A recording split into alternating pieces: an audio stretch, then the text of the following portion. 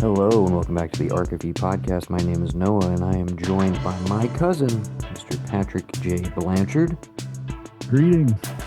soon to be joined by other members of the thearkofe crew.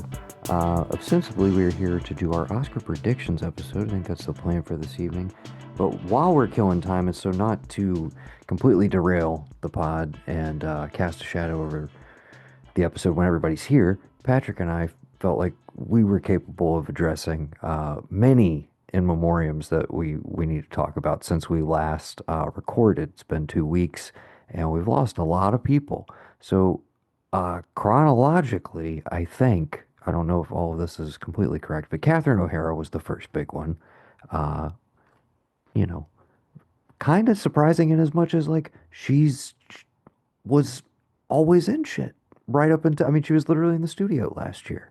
Yeah. Um, and so I think that was kind of a surprise one for everybody.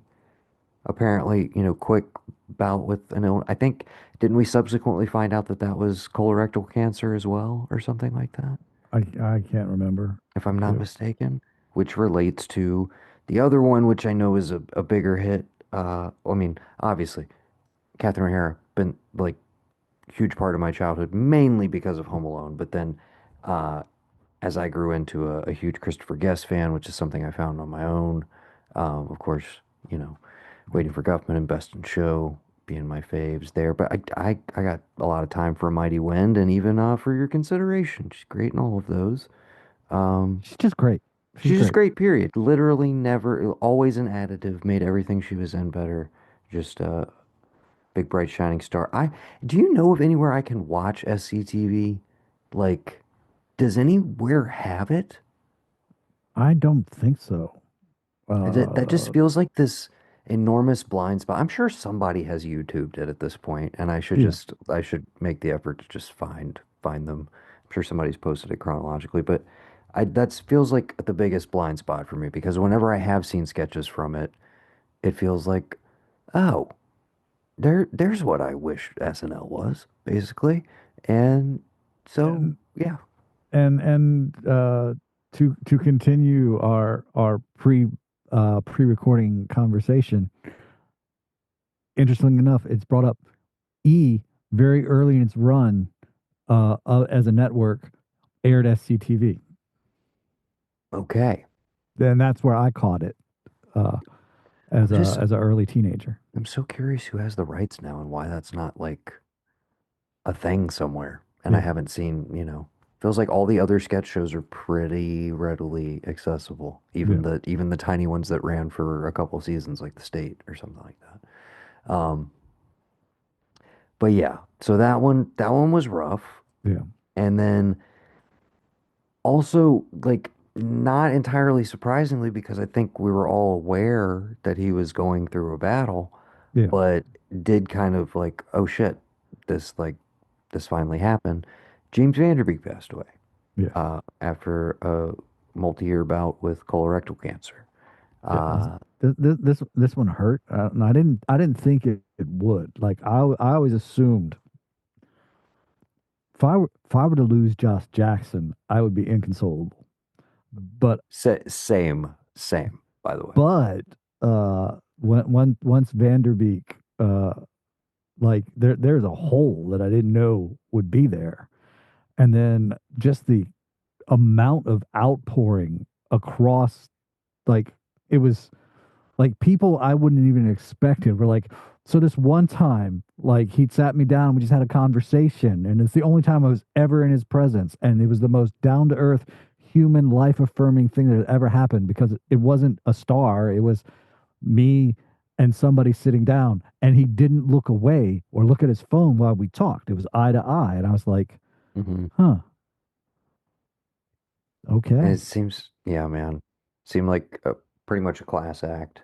yeah, Um, I will say, obviously, we've referenced the Crick yeah, from time to time on here. We've even threatened to do like a rewatch podcast at some point. But not something I revisit often, even though there is a channel now on Samsung that like everyone, basically every once in a while I'll dip into that. I'll go away from the AMC Mad Men reruns and dip over hmm, there for a little bit.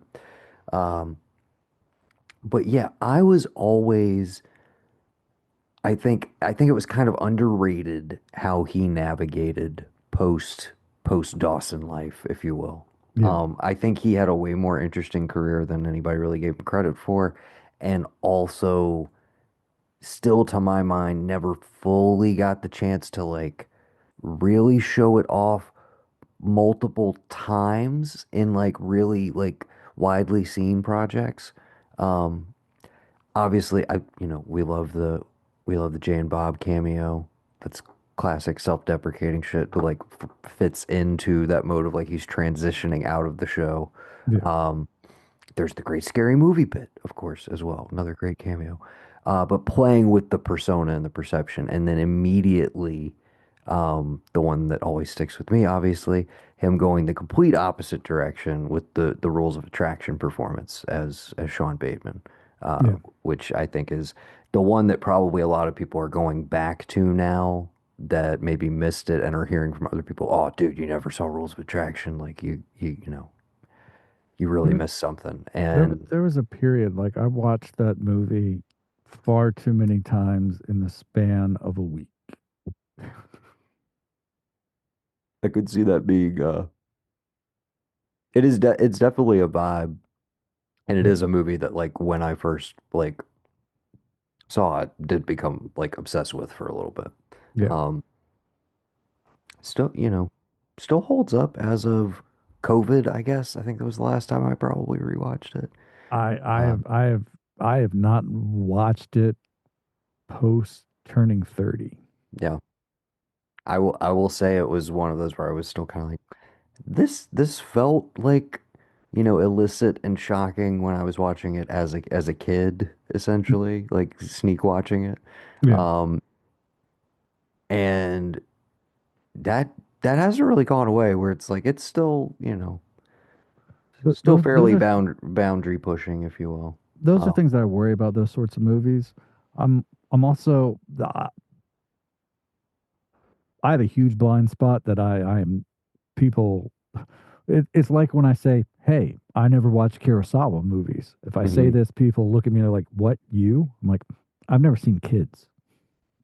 Uh, yeah, on the list of movies that when I first got access to a mom and pop VHS store that didn't care about my ID, and I proceeded to watch every hot button controversial movie that I was aware of, anything that was NC-17 Yeah. or X or borderline that was physically in the store, I was like, well, this is coming home with me. Um, and yeah, a lot of those I have not revisited as Yeah, a quote unquote adult and don't know how I would feel about movies like that and movies like Bully, pretty much anything made by Larry Clark. pretty much. Uh,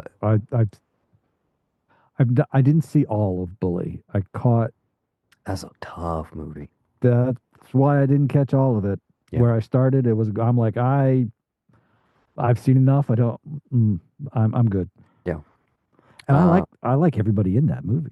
Nick Stahl is incredible in that movie. I mean, Yeah, the whole cast is great, but I mean, I think yeah, that's got to be pre or like right around the same time as In the Bedroom.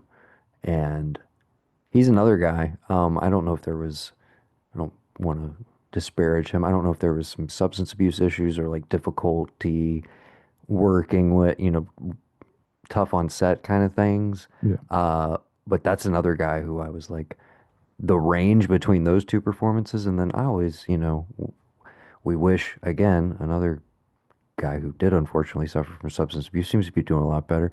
But Eddie Furlong was going to be in T3, and of course we got Nick Stahl in his stead because yeah. of him having to drop out last second. So uh, interesting little symmetry there. I don't know how we got off on that tangent. Welcome to the pod, Gavin. Hey, Uh, how's it going? we're in the midst of a little in memoriam segment because we lost a lot of people since we last recorded. So we talked about the incomparable Catherine O'Hara. We were just talking about old James Vanderbeek, uh, shouting out some of her faves. Rules of attraction, obviously. Yeah.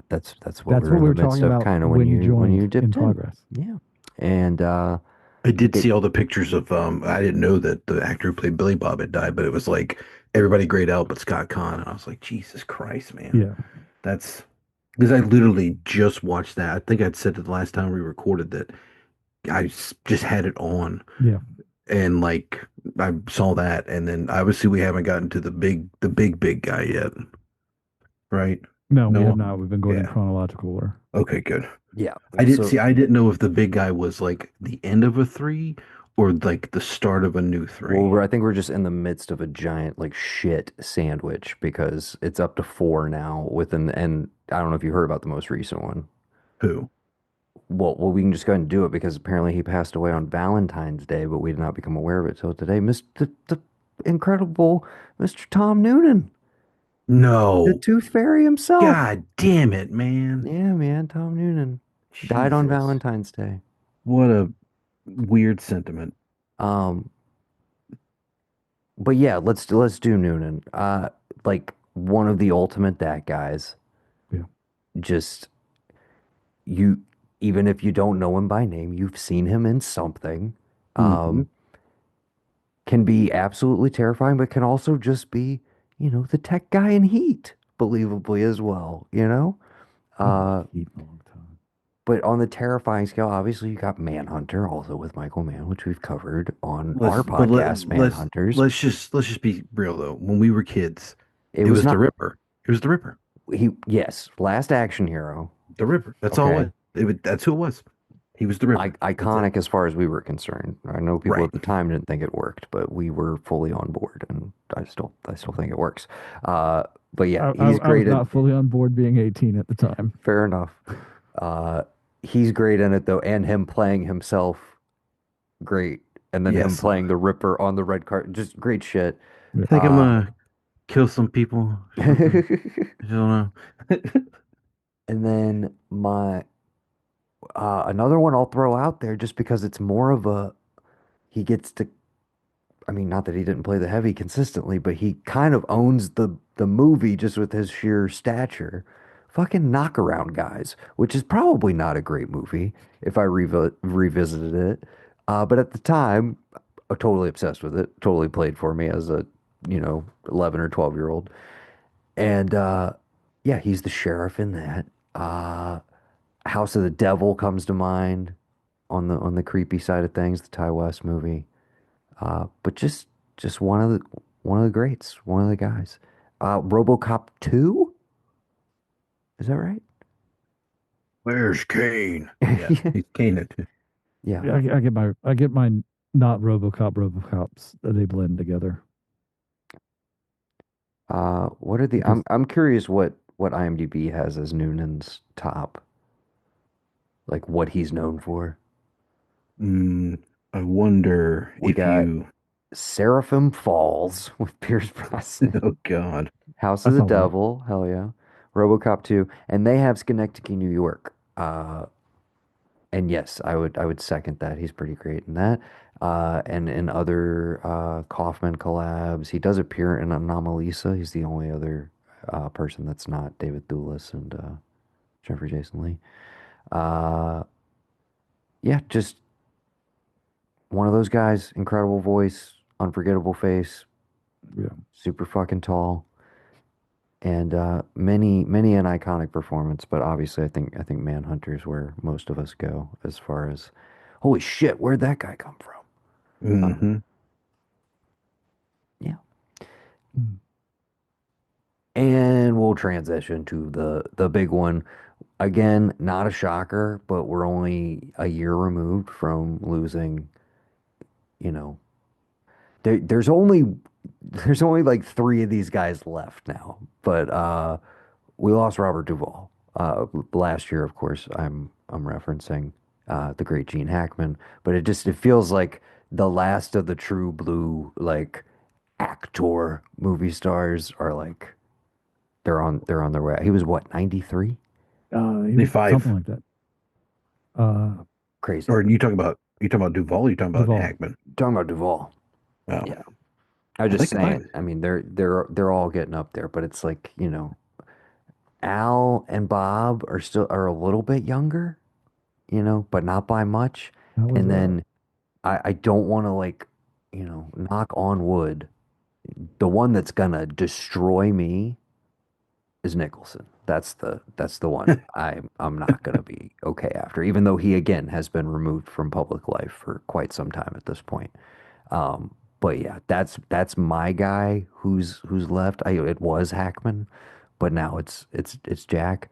But Duvall would do, again, what a body of work. Well, Uh, I will say in my tribute or beginnings of my tribute, I decided to watch one that I had never seen before, which he won the Oscar for. I'd never seen Tender Mercies, okay.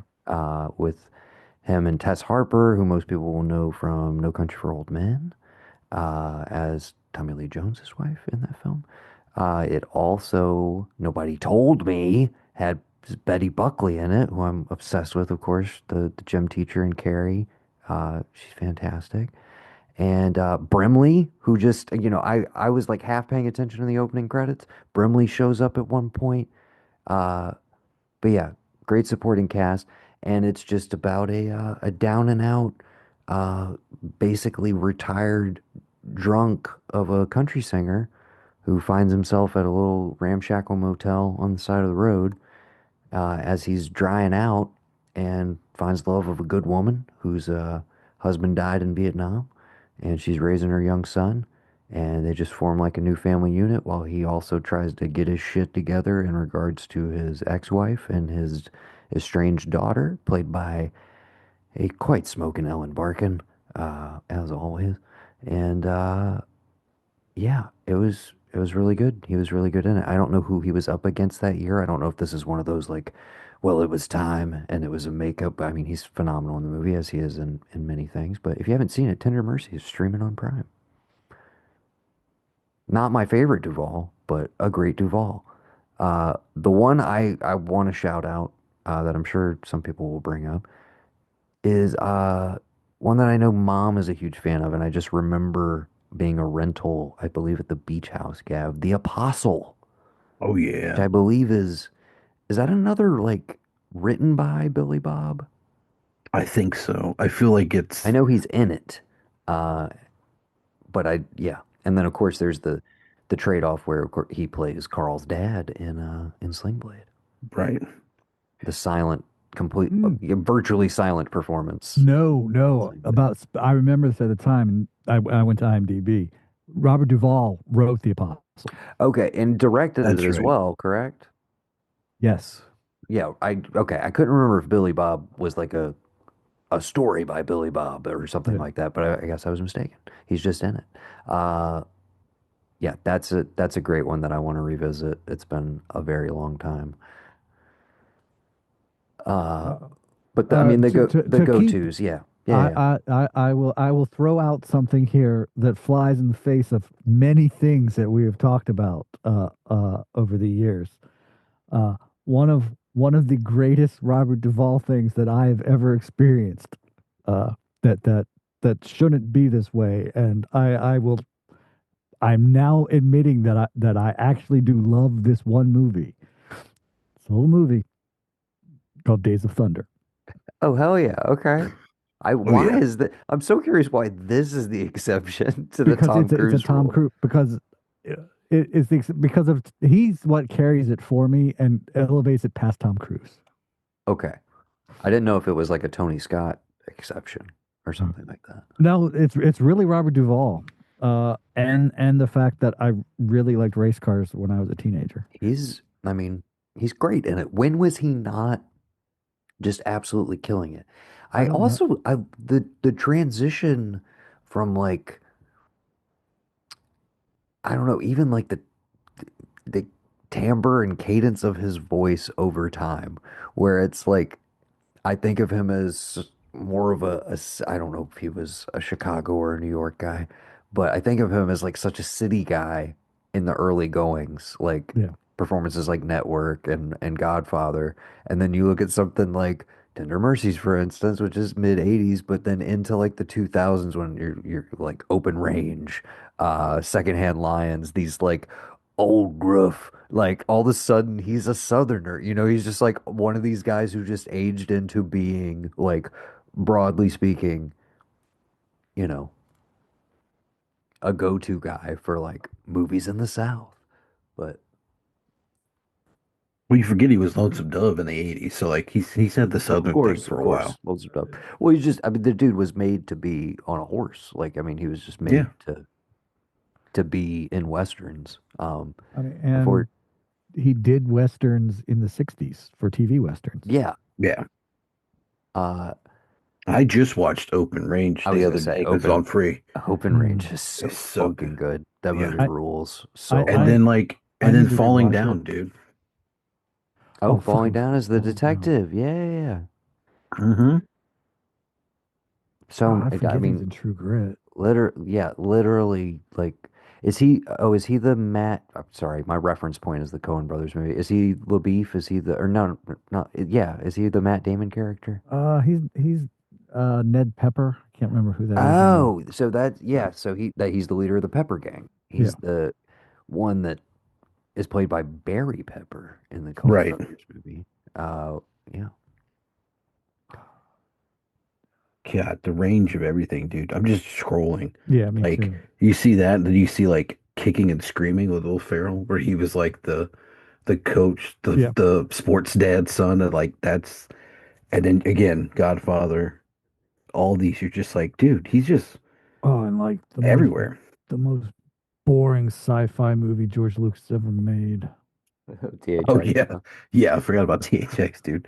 Dude, even so, think about a movie like Gone in 60 Seconds, which Perfect, is dude. just like chock full. It's a giant ensemble, like Yeah. Yeah. literally so many people, and you're just like, yeah, Bob There's a Duvall. Like, it there, just makes fucking sense. Like Delroy Lindo is in Gone in 60 Seconds, and he's still not the best part of Gone in 60 Seconds. Will Patton is in Gone in It- 60 Seconds. yeah. Timothy Olyphantastic is in Gone in 60 Seconds. Christopher Eccleston is in Gone in Yes, 60 everybody Seconds. is in Gone in 60 Seconds. Giovanni Ribisi's in it. Scott Scott Kahn, Kahn, he's same dude. There's so many people. What's James his? Duvall, That was to say James Duvall. Yeah. the one So guy who we can't remember, unfortunately, the spiky haired, the younger kid. yeah, but you know it's you know the one. Yeah, the fourth guy in the young guy crew that we can't Exactly. remember. Yeah. Everybody's got to eat, dude. He can order pizzas like nobody else. Vinnie People got to eat, man. Jones. Yes, of course. Sphinx. And again, Robert Duvall. I love, Otto. Like he's, I don't know. Find me another guy that just like weaves his way throughout 40 years of cinema history effortlessly. Like you said, they're few and far between. And we don't make guys like that anymore. Do we? I mean, name a guy that has debuted in a movie in the last 20 years, since 2000, that you think just has just a fraction of what those guys had, or just like a tenth of that could carry throughout. I mean, I think there's been a It's just lot of always looking, but I people, can't think of somebody. I think there's been a lot of want to make several of these young actors, like late 20s into their 30s, your Chalamets, your Austin Right. Butlers, uh, You're David Krumholtz, who I was guess who was Pattinson. Chalamet first. I guess Pattinson, yeah, yeah. Pattinson's kind of aging out of this range I'm talking about. He's more on the older end of it. But But I feel like Pattinson could keep it but going for another 30 years if he wanted but to. It but could just drop in wherever he wanted effortlessly. I think there was this want to be like, these, okay, we're going back to the 70s. We're getting Right. a new Pacino, a new a new De Niro, but who I think are missing pointedly are those Hackmans, those Duvalls. Uh, you could throw Hoffman in there, I guess, Yeah. here and I there. just I just I just watched Hook Um, today. Accidentally. I just left and Hook on while I was cleaning. So not a big fan, but like you could throw Dreyfus in that era of yeah. like the level of star that he would. But I'm like, those are the guys I feel like we're not making, quote unquote. And the Right. closest we have to like broadly more what I think those guys captured, and I'm talking about all of those guys kind of wrapped into one, is somebody more like a Josh O'Connor, who I think Yeah. is chameleonic without showiness, where it's just like he's just like whatever the character calls for, he's just becomes the dude. Um, There is, but like nobody, I don't think the industry and the way movies and content are now, you can have somebody else like Hackman and like Duvall, the workhorse Right. bridge between character actor and leading man that they both straddle the lines. That those workhorses are gone. I was gonna say There's no that Yeah. place died for that that anymore. that died with Paul Giamatti, and you know what it died with? But I'm using him as a case study. It died with television because those guys who used to be your like, all right, he'll be the second or third lead in like a bunch of mid-budget movies. They just Yeah. went to TV because there was no mid-budget movies These anymore. anymore, yeah. Like Yeah, I just looked at The Apostle. It's made for $5 million and it made like 23. So that's a and that we rented that and it felt like it was a big movie, you know? That was like a hey, we missed it in theaters. People Right. talked about it kind of thing for You sure. know, for $5 million. And that's just It and was that seems I think that was another Oscar nomination, if I'm not yeah. mistaken. And like I just looked at the cast. Walton Goggins is in it. He was in everything in the I 90s. definitely need to rewatch that movie. Yeah, I do. I just remember him like hitting somebody with a baseball bat, That exactly and then and same then thing. that's That's it. all I remember. And then at the end of the movie, they're like, "You're getting arrested for that." And I'm like, "What? And What it's happened here?" it's Farrah Fawcett. Yes, Farrah Fawcett is the one that he. Yeah, Interesting. yeah, Okay, yeah, that needs a because rewatch. We'll see if that's on Prime. But yeah, yeah, there's not Robert anybody Duvall. like yeah, love him. Gotta go check out some stuff with him in it just because. But yeah, there's nobody.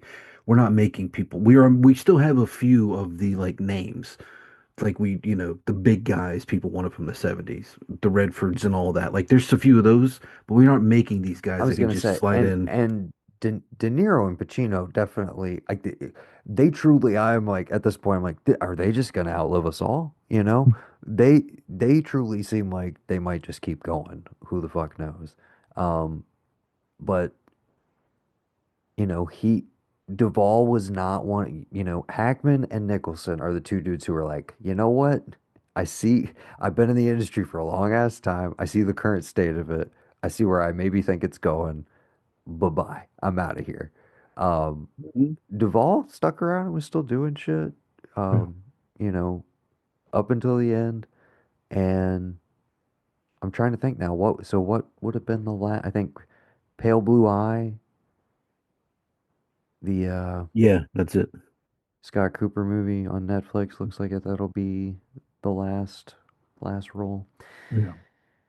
So yeah, maybe I'll finally go give that a gander just for the It heck looks of like it. he was something with Hustle with Adam Sandler on Okay. Netflix as well. Okay. Widows, Wild Horses, The Judge. I didn't see The Judge. I need to go watch The Judge. Yeah. Okay. Yeah. Oh, he's the old man in the road too. I completely forgot about that.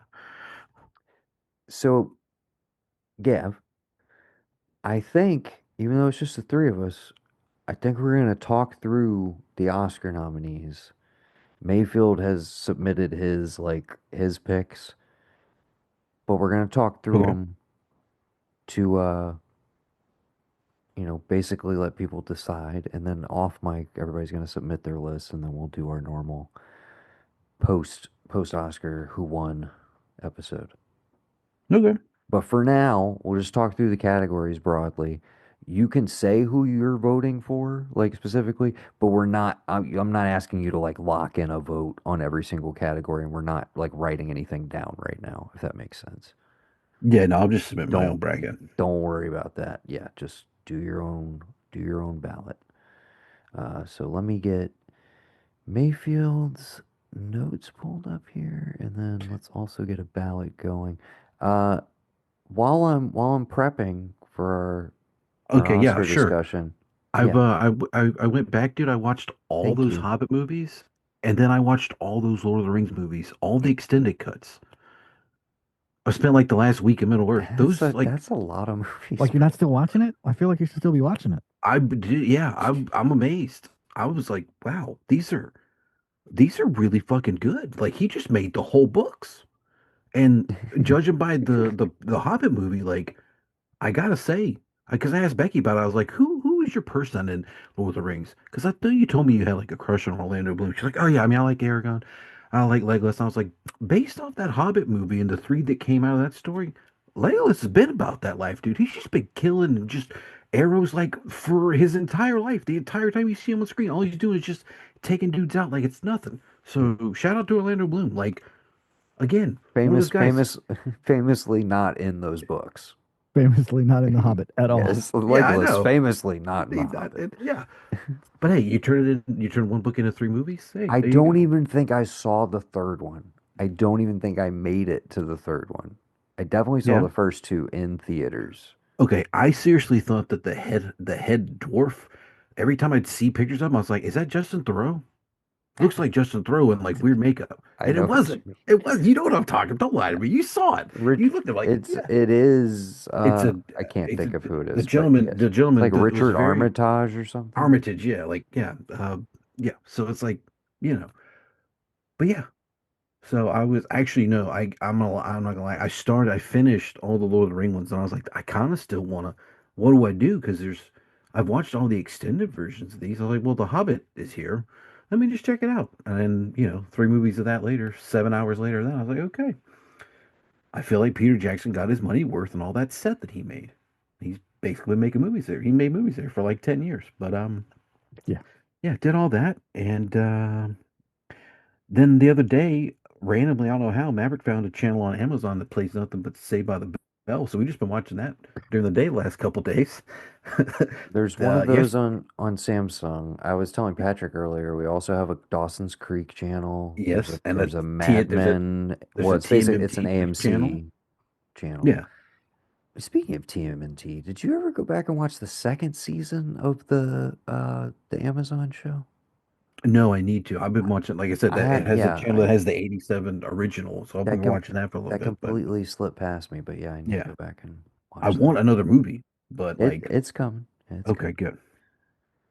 Yeah, so like it literally the other day I woke up and it was like the college years, and then 4 episodes later it rolls back around to Good Morning Miss Bliss. It's like, oh, you guys don't have the license to Honeymoon in Vegas. You don't have the license to the TV movie. That's cool.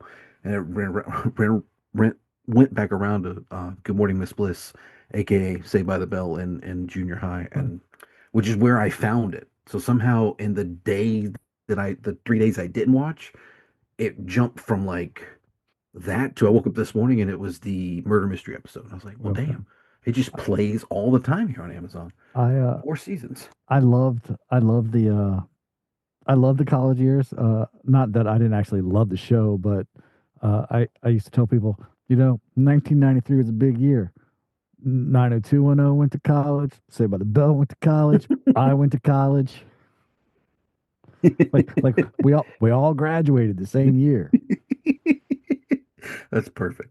I just I remember watching like the college years at the beach house we had in North Carolina. Like we would go get up and go to the beach. We'd come back and we would eat lunch or whatever, and it would just be on. And I remember feeling like this is awesome, man. Like they're all in college now, and like obviously there was already reruns. They were already in syndication.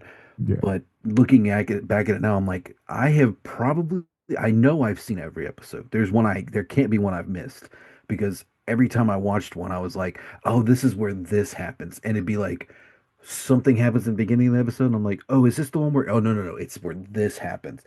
So I know I've seen every single episode, but I want to just do a proper, like, go back and binge them all, go chronologically, because I'm sure there's probably one gem I'm like, I've never actually seen, or I don't know the beginning, but I know the end. Talking about just Hmm. college years No, specifically. everything. College, Oh, no, okay. like the entire show. I'm sure there's one. Like I Oh, said, we've seen it we've all. seen them all, but like there's got to be one I'm forgetting. Or one that they like, oh, we're just gonna skip that episode. Like Like Like they used to do that literally, with Boy Meets World all the time on Disney dude, Channel. There's like dude. three or four that they just wouldn't air. Yeah, it's the alcohol stuff. I literally came back in the other day. I was taking the trash out, and Becky had left it on, and they were like, we're gonna meet up here and do this, and I was like, oh, this is the caffeine pills. And Becky's like, what are you talking about? I was like, I do not I'm know. so I'm excited. so I'm so excited. excited. I'm so scared. And it literally the So next scene is like, scared. Jesse, we got to get to the max. Like, I gotta study. You already took the test, Jess. Oh my God, you really are taking pills. And I'm like, Becky, those are caffeine pills. You're worried about the girl taking caffeine pills. Taking Oh, Vibrant, man. Just yeah. Vibrant. It's not even Max Alert. It was a Yeah. real epidemic. Yeah, Real dude. epidemic. That was the real epidemic of the And of 80s course, for sure. which one do I miss? They hit the nail on the head.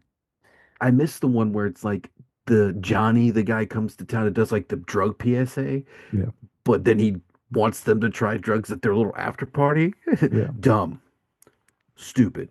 Everybody, yeah, They're just doing this drug everybody thing, who's telling you not to do drugs, they secretly they're doing drugs. and they want you to do them with them. Yeah. So yeah, it's Don't been trust a celebrities, trust your friends.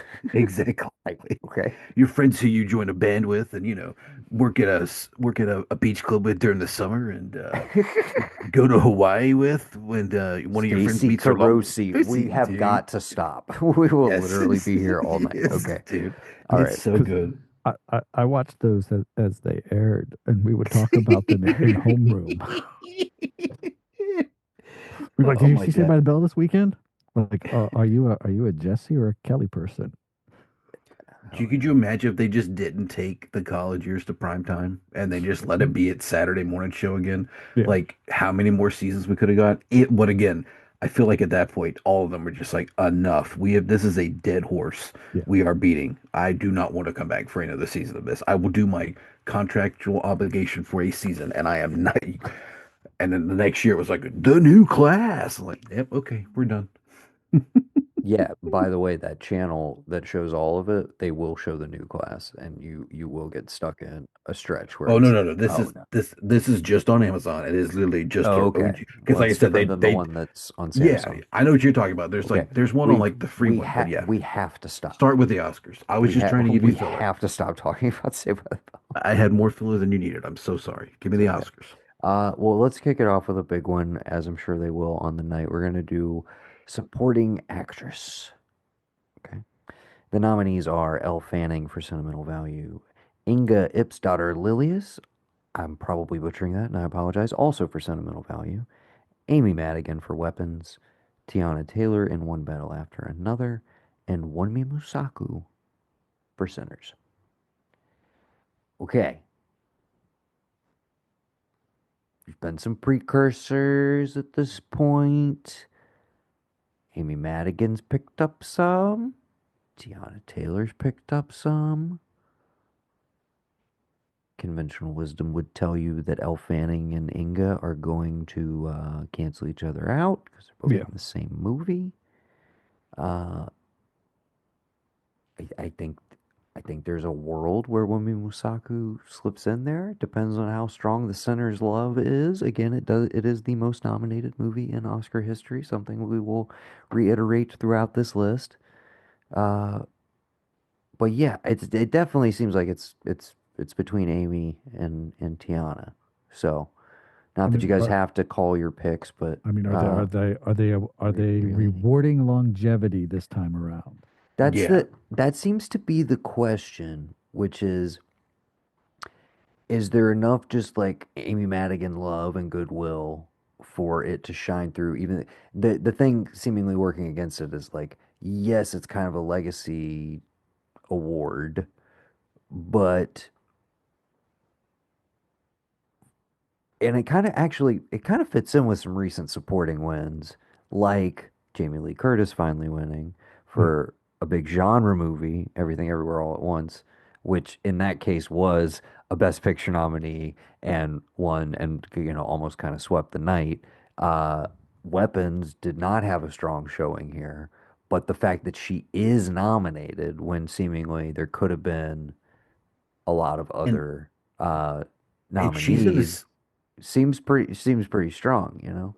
yeah. well, and she's like in the movie. No offense to Tiana Taylor. She's big deal, but she's like not in one battle after another. I feel like she's there for like 2 seconds. Well, it's kind of this weird thing, right? Because If anything, when you I mean, if well, no. it in many ways it is a lead performance and she is the lead for the first third of the movie.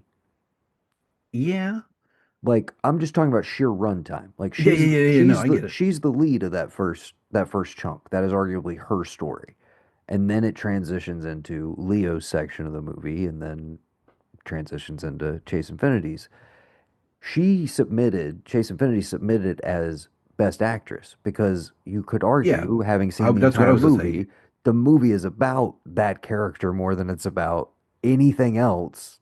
She is the lead of the movie. So I think that's appropriate that that's how they chose to run her, Yeah, basically. no, that makes sense. Um, but but I'm saying that's where I do think it is a little weird because I'm like, well, I also think the Tiana Taylor performance is basically a lead performance.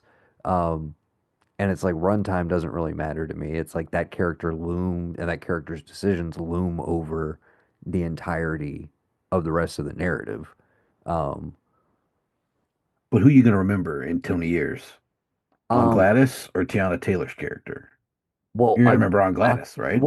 well, yes, but also to that point, I think the amount of think pieces and controversy stirred up by the Tiana Taylor performance and the depiction of that character are a lot of what has, you know, will kind of lead more to the people either standing up for it or kind of being like, oh, I don't want to touch this kind of thing. Yeah. Um, where again, it could go either way. So maybe at the end of the day, it's like Amy Madigan feels like the cool, safe pick. We're also like kind of honoring a legacy actress, even though some people have pointed out like it's not like she was snubbed on like prior performances. It's more of just like, hey, who doesn't fucking love Amy Madigan? It's Yeah. kind of the same thing with Jamie Lee Curtis, where it's like we're not saying like, oh, dude, you guys snubbed her for A, B, C. We're just like, dude, everybody loves Jamie Lee Curtis. She's like an industry darling. She's a nepo baby and all that sort of stuff. But it's like she's been in the industry forever. Like it just makes sense. Yeah. Why doesn't she have an Oscar? And then we gave her one. So, uh, yeah, Yeah. I don't know where I'm gonna net out, but I think the safe money is on one of the two of them. Oh, Yeah. 100%. Yeah. Yeah. Uh, I would say Dark Horse though, um, not a good segue. My apologies. I, like I said, Jesus. I think Wumi Masaku could actually take it. Deservedly so, I would say, as far as supporting performances go. Oh, She's 100. the Yeah, she's great. narrator of that film. She's the kind of the emotional center of it in a lot of ways. Um, and I would say I would not be surprised if we're all thinking because sometimes if I'm not mistaken, all of their voting for all the categories when everybody goes to vote is ranked choice. Or maybe it's just for Best Picture, but I thought it's like every category you rank choice the I nominee. honestly don't know how the voting goes anymore. So that's where I'm allotting for like some movement in that direction. But yeah, smart money is probably on Amy Madigan. Uh, Curious what Mayfield said. So Mayfield uh, thinks who will win Amy Madigan. Who he wants to win would be Inga Ipsdotter Lilius from Sentimental Value. And then he also has a category on here which we'll be able to mention a couple of times. The who should have been nominated. Is there anybody, while we're for shits and gigs, is there any supporting actress performance that you would like to just shout out or you would like to have seen nominated here or just would like to give some love to? From last year? Hmm. Not, I mean, well, yeah, 2025. Yeah, yeah. Yeah. uh, I don't know, man. I can't think of anybody. No, I can't. I mean, unless you got one that I'm just blind spotting on, I feel like those are pretty much indicative of like the move. I mean, it's supporting. So would you argue that did they nominate Emma Stone for something as a lead actress? Yeah, Lead for we'll get Begonia. there. Okay, so like yeah, so I don't know why you wouldn't put her up as a supporting for like Eddington. No, I wouldn't You would, yeah, personally. yeah. I So think like she's yeah, great in that movie, but yeah, I that's what I'm saying. Like there's no like I think of like oh well that for her, but also I saw Begonia and like I unless Kirsten Dunst put out a um movie I didn't know about last year. I know she was well, she was in The Roof Man, but like I I was don't just know gonna that say, that's if we're just, if we're just having fun, I'm looking back at like my movies list from last year. Um, Kate Mara in Friendship. It's a really yeah, fun yeah, performance. I'm not that saying yeah. she should get an Oscar for it, but that was really fun. My biggest one though, and I already shouted this out, Kiki Dunst for Roofman should 1000% be nominated. That's the one Okay. who I feel like is missing. That's Okay. I didn't see it yet. I forgot she did make a movie. Or she was in a movie yeah, and again, last year. she got fucking snubbed for Power of the Dog when she should have won Best Actress a couple years ago. Like she's another one, she still doesn't have it, and we're gonna be here when she's 60, going like, what? Why has it not happened yet? You know. Uh, And it but better be for a movie that's directed by Sofia Coppola. yeah, better fucking be. But Roofman totally slept on, and I'll shout that one out again. I think she's phenomenal in that movie, and is a perfect showcase of why is she so good as an actress. Like watch Civil War and then watch that back to back, and tell me that's not one of the best actresses alive right now. Seriously. Um, okay. Let's move it along. We are gonna go to original screenplay. And the nominees are Blue Moon, It Was Just an Accident, Marty Supreme, Sentimental Value, and Sinners. My money is on Sinners. Yeah. If there's a But Sinners, I'm just gonna go with Sinners. That's who I want. Money yes, or no money, that's that's just that's who I that's want. my pick, and that's what I'm going for. I will say, and I'm mentioning these for people like Evan, who I know are listening, that are like, I want to play the odds, man. I want to, give me some juice, give me some juice. Uh, if you want to get creative with this one, I think the only other move is Sentimental Value, uh, from Joachim Trier, just because it's a very nominated movie. It's an incredibly well written movie, and it's one of those things that, and I feel like this is the case with a lot of his movies. I feel like we've moved so far away from just a straight up character study around a theme, just characters, like just people having conversations in rooms, like the movies we just used to make like clockwork all the time. And I feel like they feel so foreign, literally, at this point, that we look at Joachim Trier, who I think is a masterful at what he does. And I think people are literally like, holy shit.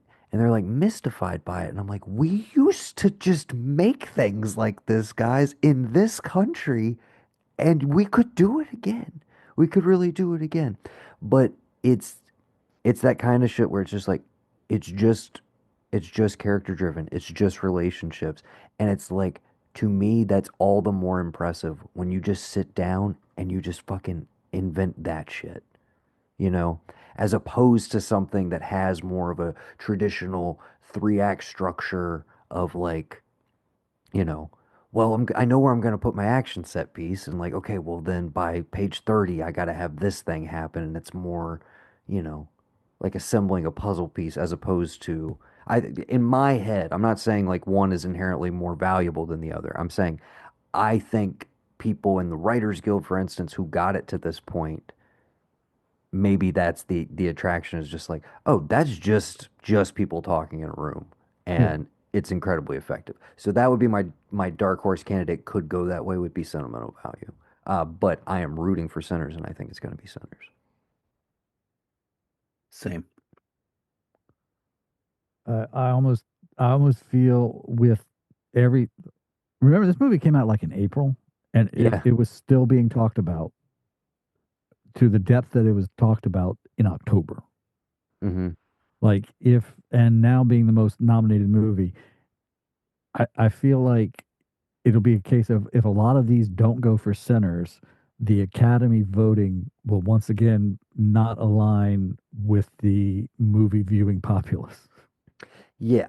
It it is very much the case where it's like, hey, the reward was in the nominations. It's like it could be that kind of night, and we just don't know. Yeah. But there are some key things that I'll highlight where I'm just like, the fact that it is this nominated, Yeah. I think you just got it. Like it could be a surprise, like not a full sweep. I don't think that's even manageable, uh, with just some of the categories that it's in. But I think it could be a thing where it's like you're gonna see them up there a lot Yeah. that evening. I'm hoping. Because Like, didn't everything everywhere all didn't that like that swept in terms of like what it was nominated for? Pretty It got much across the board. it didn't get the most, but like it got nominated for It got picture, female director, picture. screenplay, It didn't have a male lead, but it had a supporting male actor. supporting. So Yeah, like what it was and then nominated for, it won. it got three acting awards. Yes, Yeah, yes. because yeah, so that's what I'm saying. So like if to me, if it doesn't at least like if it did go on par with that, and at least like okay, the big ones that you were nominated for, you got. That's like keeping in tradition of like kind of the populace. Even though I don't think a lot of people saw everything everywhere all at once. Like I don't think a lot of people knew what it was, but like yeah. a lot of people know what this I mean, is. So it's it had made damn near yeah, it $100 did. million Yeah, dollars before it was up for the Oscar and everything. yeah. Anyways, to throw in Mayfield's 2 cents because he did go through the trouble of making a spreadsheet. He has sentimental value as who he thinks will and who he wants to win. And if he was going to throw in a should have been nominated, he would throw in Sorry Baby. I personally would throw in Volcan Isadora from Mr. Joel Petrakis for my original screenplay. I don't even know if there was a screenplay for that movie. For all I know, it was improvised on the spot. But I think parts of it were actually written, and I'd be very curious to read it. Uh, any other original screenplays we enjoyed from this year, gentlemen, or the previous year? Can't think of another original besides Sinners. Um, well, excuse me, the biggest travesty. Excuse me, two of the biggest travesties. Uh, weapons. Weapons should be in this category. I don't know who you Yeah. bump.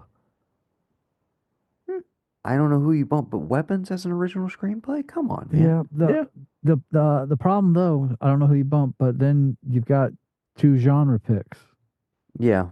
with Sinners and It, and if you're gonna have two, And I think that's kind of the story for weapons not getting more nominations overall I can see that. Yeah, is because they feel like, hey, well, we're leaning so heavily into genre with Sinners, and again, also leading me to believe that like they're it's gonna win a lot as well it should, uh, because yeah, I think they're only going to move so far. I feel like Weapons was maybe a bridge too far into like, are we really, we'll let Amy Madigan have her moment. But again, that would have been cool to see Kreger get that just because, again, what he's talked about more publicly about it basically being something he wrote in the aftermath of the death of Trevor Moore and him kind of like writing it as a coping exercise. mm, That would be a cool narrative to see play out all the way into Oscar night. But, yeah, didn't even make it to the nominations, is what it is.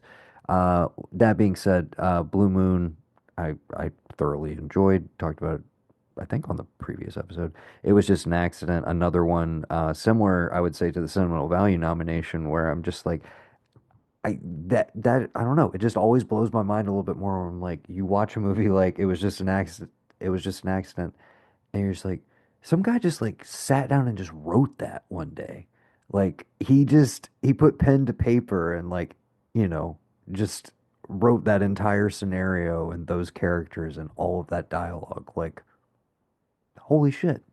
Um, you know, all of these make sense to me why they're nominated. I definitely have some other ones I would like to see up there, but weapons I was gonna say, and also friendship I'll bring up again because we don't honor comedies enough. But like and also friendship, I know it might be one of those things where it's like, how much does improvisation come into it versus what is in the actual screenplay? I think that's where comedies always kind of get bogged down or into trouble. Let's go ahead and do adapted while we're here. We got Begonia, which I believe is adapted. I don't know if the Korean film that it is based on a book, um, or they're literally just it's considered adapted because it is adapting the Korean film. yeah, We got Frankenstein, Hamnet, One Battle After Another, and Train Dreams. I I feel very confident in saying that this is going to be One Battle After Another, and PTA is going to pick up uh, one of potentially multiple Oscars this evening. But I think this one is the most shored up. Uh, that's what I think will win, and what I think should win. Personally, I don't know about you, gentlemen. Uh, But then my problem, Mayfield, I can only speak to Frankenstein on this list. gotcha. Mayfield has Hamnet down as what he thinks will win. Uh, I'm not familiar with the novel at all. I've heard it is somewhat of a it is a true adaptation. He wants Train Dreams to win, which I think I've also heard is quite different than the book. Okay. So very interesting acts of adaptation, as is One Battle After Another, which is kind of PTA shtick, which is I take a core text or novel that I like. I'm mainly talking about basically There Will Be Blood forward. The master's not directly based on any particular uh, piece of literature, but uh, One Battle is another Thomas Pynchon adaptation. Of course, he did Inherent Vice several years ago, but what I know of Vineland, the novel that One Battle After Another is based on, he's in, very similar to what he did with Upton Sinclair's Oil in relation to There Will Be Blood. He's taken some core elements and then completely in updating it for the time period, and also just like basically whole cloth kind of like creating his own characters to sub into parts of the narrative. But it's a true work of adaptation where it's like, yeah, this is its own thing. That's also why I titled it something completely different, because Different, it's like yeah. I took this thing I liked, but I'm not trying to do a one to one. You shouldn't go in with the expectation of like, this is the book on screen. That's why I'm not, you know, that's why it's not called that. So I've always enjoyed his approach with the ones recently that he's done that with.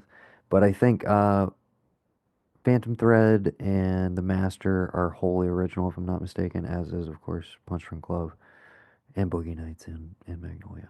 Uh, And again, listeners, if you would love an adaptation of the book on screen, shout out to The Lord of the Rings, the extended edition, is now available on HBO. I'm yes, sorry. Go ahead, Noah. shill for Warner Brothers. Dance for them. Do it. Yes. Uh,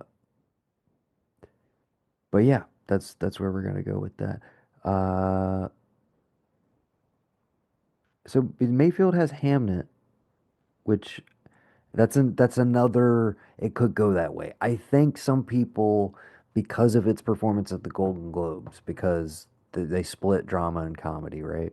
So Sinners was nominated alongside Hamnet. Hamnet won picture. Sinners did not win at the Globes. One Battle After Another was in comedy or musical, so it won Best Picture for comedy. Yeah. So it wasn't like necessarily the head to head sort of thing that people were thinking. I think some people were thinking that leaves a little room for Hamnet, which is maybe a little bit more of a traditional Oscar movie, to Yeah. kind of rear its head as the like safe traditionalist older viewer pick for people that might not be into the genre elements, I'll say that generously, with Sinners, We know and what you're might saying, not Noah. be We know into what and you're might saying. not be into the politics, wink, wink, wink, of One Battle After Another, and might just feel Yeah. like the kid dying movie is the better, safer thing for them.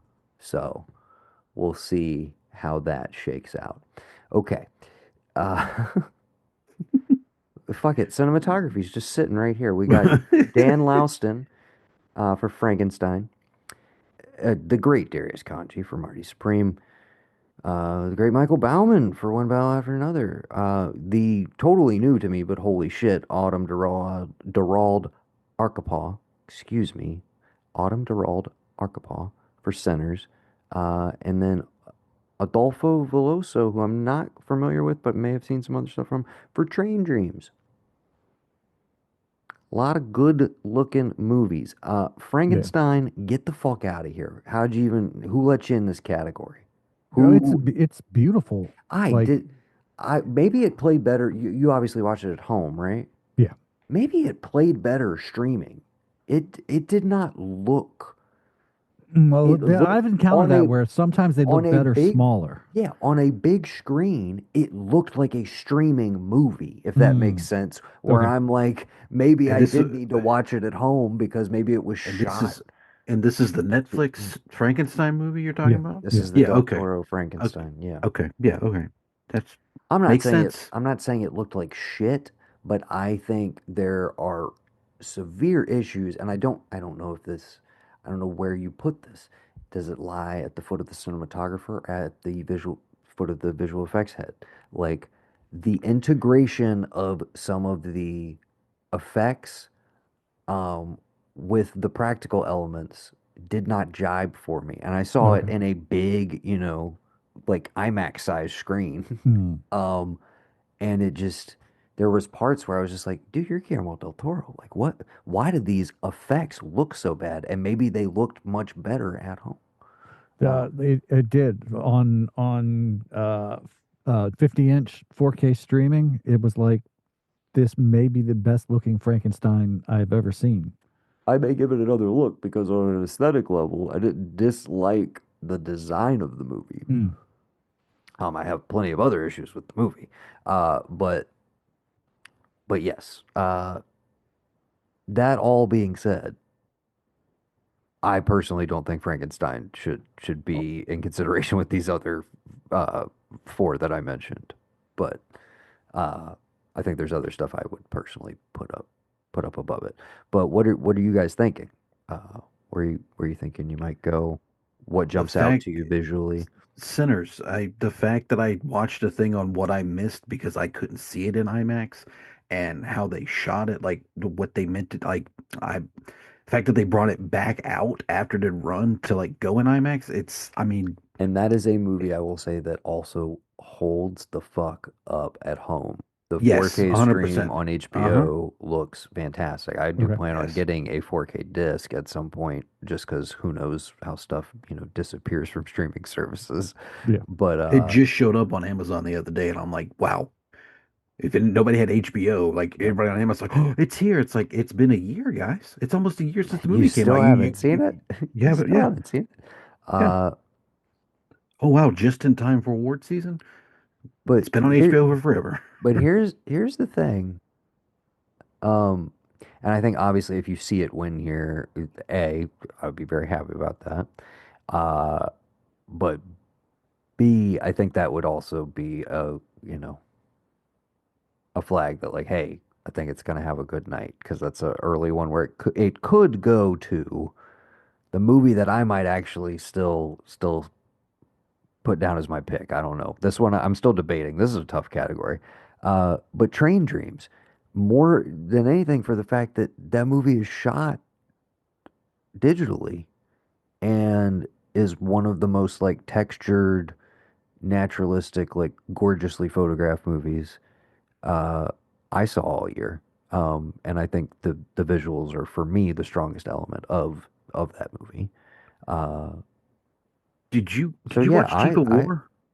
Chief of War, Yeah. the Momoa Yeah. Hawaii series. I did not. That is like one of the most beautiful things I've seen because it's all period, so there is no like natural. It's all natural lighting, and it looked beautiful, especially the last episode where they're fighting in like a active volcano. I don't know how they pulled it off. I know they filmed near one that had erupted when they were in New Zealand, but like that series looks amazing. Like how whoever I don't know how they shot. I haven't looked at anything. We just finished watching it because Becky has to watch everything with Jason Momoa. But like as I'm getting to the end, I'm like, this looks fucking amazing. Like shout Um, out to whoever shot it. But it's the Train, same with that period piece. The fact that yeah. it's Train Dream is shot on all digital. You're like, okay. Train Dreams is also Mayfield's should and wants to win. Um, I'm inclined to possibly agree with him. I'm not sure. I will also say, Marty Supreme, a movie I'm not crazy about, I do think is incredibly well photographed because Darius Kanji is a master at his craft. He also shot another movie this year that the Oscars dare not speak its name, called Eddington, which I definitely think could be in this category. If it had been given anything less than short shrift across the board. But yeah. Yeah, I don't know if it would be a good nom, but I really love the look for Bring Her Back. Oh yeah. Oh yeah. I could again another case of like, and I think the cinematography and weapons is pretty phenomenal. Yeah. Like pretty like literally some very memorable shots where then I saw behind the scenes of like not just the kids running, but like her running, her being like chased through the convenience store or whatever, and then like staging the shot on rollerblades to like get the speed right and everything. Okay. Just like little things like that where I was like, this is cool, this is Oh, nifty. dude, when he talked about Fincher tone, like, hey, when you do that cut back to her when she's walking up the house, cut the sound, like amp the sound up, like just change that sound a little bit so you're focused on like the ambient sound of the night when you see that person come by or whatever, or like what we're Hmm. supposed to not be like, just little shit like that, dude. Like that's what I love about that movie in general. It's like it's almost effortless to me, the little things they do that you notice and you want to go back and check out. I I almost feel like I don't know that it's intentional, but it's like, do they disregard horror so much? Because it's like if they really open the door to it, horror would and should dominate so many technical categories. Yes, Yeah. I feel like that's a hundred Cinematography, percent. sound design, editing. Like it just, if they open the door to really letting those movies in, it kind of breaks things, doesn't it? Because Oh yeah. like they would destroy in the technical categories. They should, anyways. If like again, if they go the same structure where it's like the individual guilds nominate the things, it's like, yeah, if you ask a bunch of tech or makeup effects guys, guess what? They're gonna pick horror movies. They're not gonna pick, oh, we made this person look like this other old person, It's just yeah. Yeah. And it would be an incentive for horror movies to stop relying so much on CG. I feel like if they did start getting nominated for big awards like this, because like, True. oh well, if we actually did like what our It's predecessors used worth to the do, investment, the it's worth extra little doing it, dude, investment in the in because time and we would money get noticed because by yeah, our. absolutely. The Substance one for makeup, did it not? Yeah, I was I like, thought it fuck did. yeah, it better have. I remember that being one of those we were like, we will riot if this does not happen the way it's supposed to. Uh, okay, let's stay in the technicals. We're gonna move it on down to editing. We have F1, the Ooh, movie, ooh. Marty Supreme, one battle after another, centers and sentimental value. I will be choosing one battle after another, which is also Mayfield's pick for will win, but he thinks that sentimental value should win.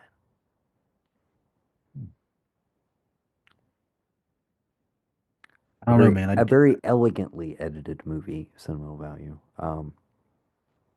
The thing I highlight with the one battle after another editing is a hallmark of a lot of the PTA movies that I love, but particularly this one. It's a long movie, but it doesn't feel that way because of the way that it's edited, because of the way Yeah, it's paced scene to scene. It has a motor to it, it has a momentum.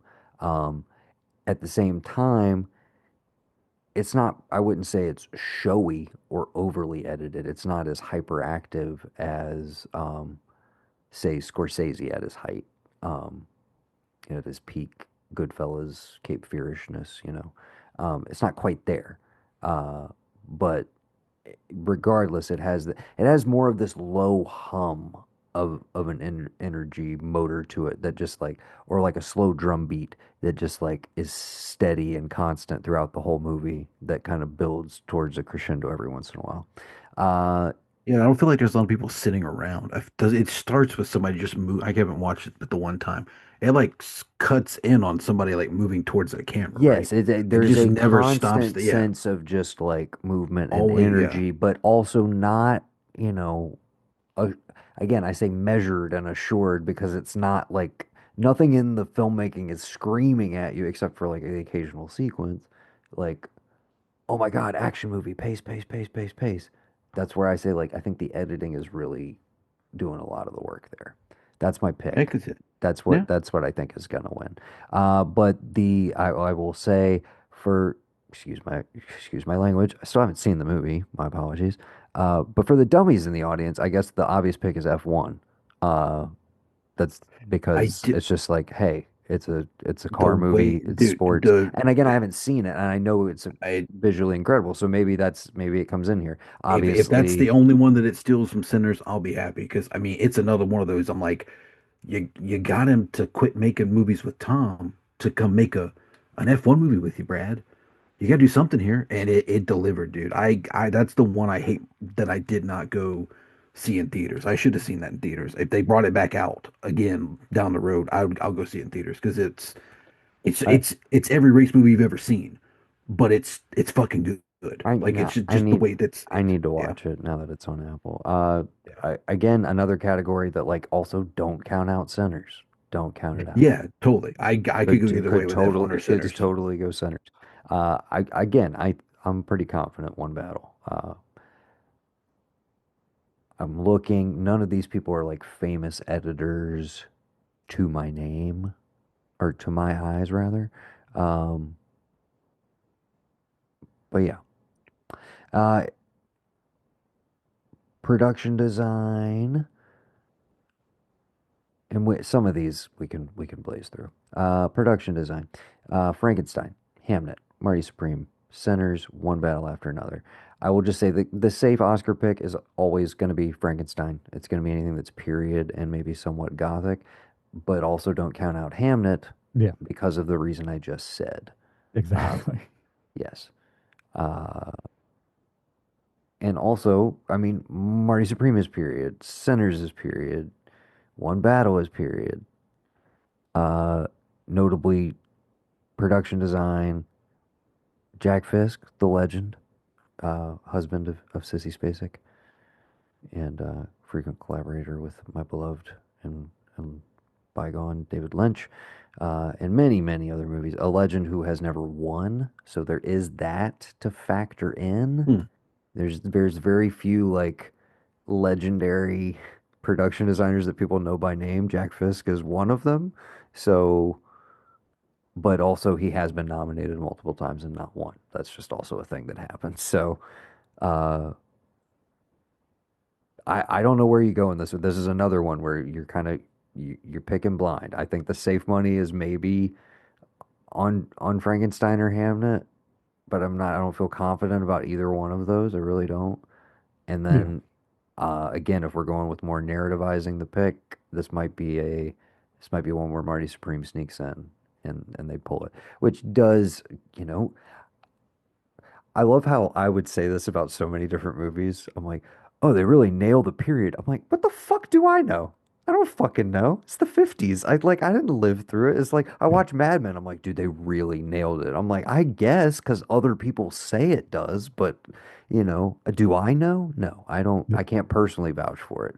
But from everything I've heard from other people talking about it, they really nailed the period. Uh, yeah, make a movie about the mid to late 90s, and then I'll tell you, like, yeah, that's what it felt like. But yeah. Okay. Costume design. Okay, here's where Frankenstein. It's got to be. I'm just going to say that up top. But also, you do have nominated Hamnet, Centers, Marty Supreme, and Avatar: Fire and Ash. I know what's somewhat controversially in some people's minds, but makes sense to me. Although I don't think it will be winning. I think it's also its lone nomination this year. So sorry, Big Jim. Right. It's got visual effects too. Oh, okay, of course it has to. What am I saying? I was like, there's no way it only got one technical. Uh, but yeah, any thoughts, guys? Uh, It'll be like we said, period. It's a period piece. There's a it, code that somebody's cracked, and they all decided to do it this year. So we'll yeah, see what happens.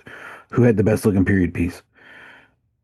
Maybe they come down to, you know what? We haven't seen this period a lot, and we've had a bunch of Shakespeare movies, and we've had a bunch of Frankenstein movies, but we haven't had a lot of 30s post-war, 30s before World War II Southern movies. So we'll go with Sinners. I don't know, but it yeah. seems like that's just the thing. Mm. It was. do a period piece. Kind of like Rodriguez. It's like, hey, shoot it in a different language. They'll call it art. Do a period piece, and they'll nominate for everything. You Yeah. know, that seems to be Um, the theme this year. Mayfield's thinking Frankenstein will win. Sinners is his pick that he would like to win. And then he shouted out, and I tend to agree with him here. This is pretty much the case for any Park movie, but No Other Choice from Park Chan-wook, which, again, could also be nominated in all of these technical categories we've mentioned, but they chose not to nominate it in any categories because they are stupid. Best Sound, we got F1, Vroom Vroom. Frankenstein, one battle after another. Sinners, Surratt, which I'm dying to see, but have not been able to. Yeah. Sinners, Surratt, one battle after another. Frankenstein, F1. I said Vroom Vroom because this is where I just I assume, but I haven't seen it. Um, It's not, I haven't seen it either, but it sounds like a super safe bet. yeah. Yeah, I could see that. And Just with again, the they have fully integrated both of the sound categories. It used to be mixing and editing. Uh, So again, when they level it out to that, and they're just like broadly just the sound of the movie, uh, yeah, I'm thinking F1 is probably the safe bet. Here's the movie I would have liked to have seen nominated. It's called Die My Love from Lynn Ramsey, who consistently, I think, is a master of sound design in her films, second only, I would argue, to David Lynch. I think that is the highest compliment you can pay another director. And her movies not being recognized for sound consistently is bullshit and should be corrected. Uh, but yeah, that would be my pick. Die My Love, I think, had the best sound design of any movie I saw last year, personally. Uh, Mayfield agrees F1, and he thinks F1 should take it. Again, I haven't seen it. I gotta go Yeah. watch this thing. I gotta clear this blind spot. You know? Okay. What else we got here? Makeup and hairstyling, Frankenstein. Kokuho, which is I will let our listeners know, is set in the world of Kabuki theater, which I think is relevant considering its makeup category. You also have Sinners in here, The Smashing Machine for, again, making The Rock look like not, slightly not like The Rock. oh And no, then he did. He looked a hell of a lot like Mark Kerr, dude, for real. no, I have not watched it, but I'm being a bit of a dick. No, I every scene I've seen, I'm like, no, they did a very good Yeah, job for if sure. that's the only nomination it got, I think it should win.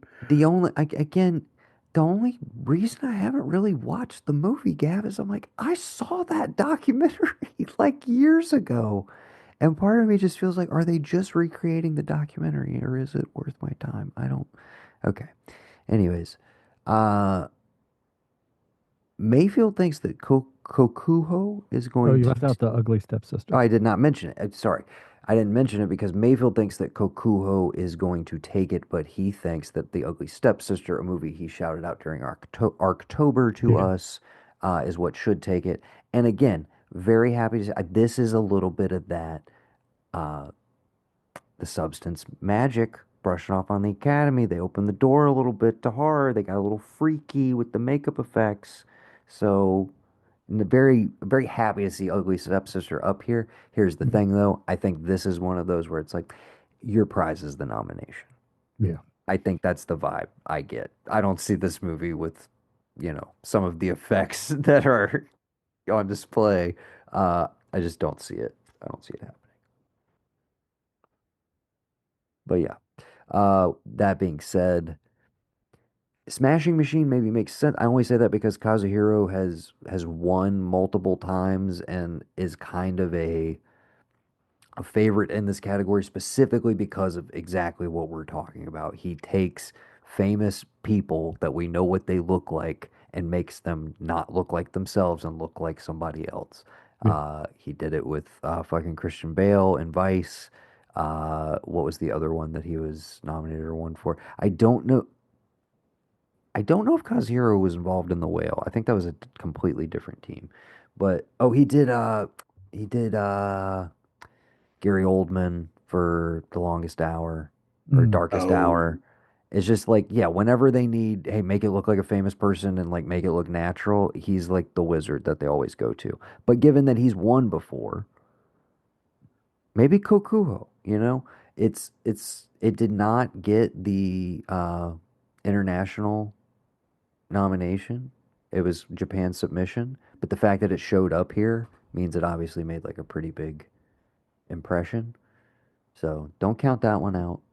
Um, I would really hate to see this go to Frankenstein. I just want to say that.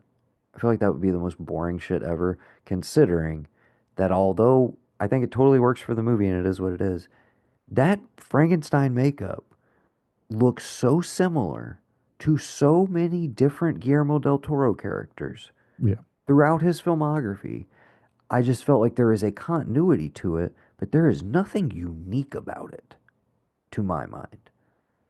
He looks like Prince Nuada from Hellboy 2, The Golden Army. Like he literally just looks like that character, pretty much, except he's not a dark elf, I believe. Yeah. Uh, but yeah, okay. Uh, Music written for motion picture. This is original score. We got Jerskin Fendrix for Begonia, Alexander Desplat. Love saying that name for Frankenstein. Mr. Max Richter from The Leftovers for Hamnet. Ludwig Göransson for Sinners, and Johnny Greenwood for One Battle After Another. I think it's going to be Ludwig. Again, he's already won for a Coogler collab, but I think Sinners is the music is so integral Yeah. Yeah. uh, to the story that the movie is telling. Uh, that it simply doesn't work without it. So it just that one just on paper makes sense to me. Uh, One battle after another. Again, Johnny Greenwood has finally cracked the Academy and gotten several nominations at this point. I still think this one's a little too experimental for them. I don't see them going that way. I was talking about this with Mayfield earlier. Hamnet, which he thinks will win, even though he's rooting for Sinners. I don't understand how this is qualifies because they have all these weird rules around stuff. I love Max Richter, but the big music cue at the end of Hamnet is a song that he wrote in 2002. Hmm. It's just like completely repurposed, basically. And I guess there's different rules when it's like, oh, he re-recorded it, but it's like you wrote those chords already. You wrote like you already did that arrangement. I just I don't know. And it's like there is a new original stuff for the score, but it's like the big crescendo moment, the thing that everybody's going like, "Oh my God, the score in that moment is something he has repurposed for years." And I say that as a huge Max Richter fan. I just want that to be clear. I would love for the guy to get an Oscar, just maybe not for this. Can we just give him one for The Leftovers? I know that was a television show, but it is the best score like ever. Definitely of the last 25 years. Uh, 1,000%. yeah, and then Frankenstein, I mean, Alexander just I'm sure it was great. Not memorable in my mind. I did like the Jerskin Vendrix Begonia score. It was a lot of strings. A lot of strings. Yes. I Yes. like strings. So I what did do you that, want? What do dude. you fucking want from me? Uh, yeah. That fucking movie, dude. I didn't realize it was an adaptation of something else. Oh yeah, I thought you It's a Korean movie. Save the I Green thought Planet. I thought I thought Yorgi was just having these fever dreams and just like pulling it out of nowhere. It kind of takes the sheen off a little bit for me, but I'm still like I'm all in. It's just it's Yeah. ridiculous. Original song. It's K-pop Demon Hunters. I'm not reading the Yeah, other yeah. names. I'm No, not K-pop reading. We Demon can Hunters. God, move along. If you don't pick that one, you're gonna lose all of your betting pools, guys. Just fucking just pick it. It's called Golden. People love it. Just do it. Okay, best achievement in visual effects: Avatar: Fire and Ash, F1 the movie, Jurassic World: Rebirth, The Lost Bus, and Sinners. Does this sound weird? This is going to Fire and Ash. I I'm almost positive, unless it is just like, hey, Sinners is crushing the evening. Um, and I guess in the case of Sinners, we're really talking about the twin performance, right? yeah. It's really getting it down to that. I guess would be the true like big visual effects set piece. I just again, Avatar Fire and Ash. That just makes sense to me, but maybe not. If it's going to be anything else, I think it will be Sinners. I don't see it going to Jurassic World or The Lost Bus or F1. Even though I haven't seen F1. But yeah, Avatar or Sinners, take your pick. Documentary feature. I'm going to be honest with you. Haven't seen any of these. Yep. Same. Yeah, no, So me neither. who we're going to refer to is Mayfield, who has seen, I know, at least a couple of them, and I think has more of a feel for the category. So Mayfield's predictions. Oh no, this is a travesty. What? My phone is dead. Oh no. Oh Okay. no. Phone has died. Uh, So tune in next week for our second part of Oscar coverage, I mean, where we figure out where where we started and just go from there. I suppose. Yeah. I think maybe we call it. Also, I do have to get up at 7 in the morning. That early job now. Yeah, maybe unless somebody else wants to like pull up the categories. I don't even know how many we had left. No, we'll just But I remember do, that we got but to I don't have Mayfield's list. I do know. documentary. Yeah, we were about to talk Documentary about film. documentaries. We'll just Uh, we'll start there next time. It's fine. okay. Maybe Well, we'll have more voices next time. We've seen maybe, and stuffs. I don't know if we'll release this episode in the interim or if we'll wait till we got all parts to put this puppy out. But Yeah. for now, well, I guess we'll bid you adieu. Yeah. Sorry about my. Hey, we'll make sure that doesn't happen next time. I am in fact in a room that has no phone charger or electrical outlet like within arm's reach, and that's going to be a whole thing now. So yeah, okay, we're gonna cut it there. Thank you for listening thus far. We'll leave you in suspense to think about your picks and ours. Maybe we'll reconsider some of the stuff we've already talked about. Maybe there'll be a And we huge still got scan. big categories to go. Oh yeah, yeah, exciting stuff coming. Maybe there'll be huge controversial things that happen in the next 4 days that'll be like, oh no, dude, we're definitely wrong about this category. That person's totally out now. We'll see. We shall see. Uh, but until next time, for the Archivy podcast, I have been Noah. I have been Gavin. I'm still Patrick. He's still Patrick. We've been some of the Blanchards, and you've been Dude, that's to, perfect, dude. Some of the Blanchards. We've been some of the Blanchards. The Blanchards, dude. You've been listening to what we've been predicting for the Oscars 2026.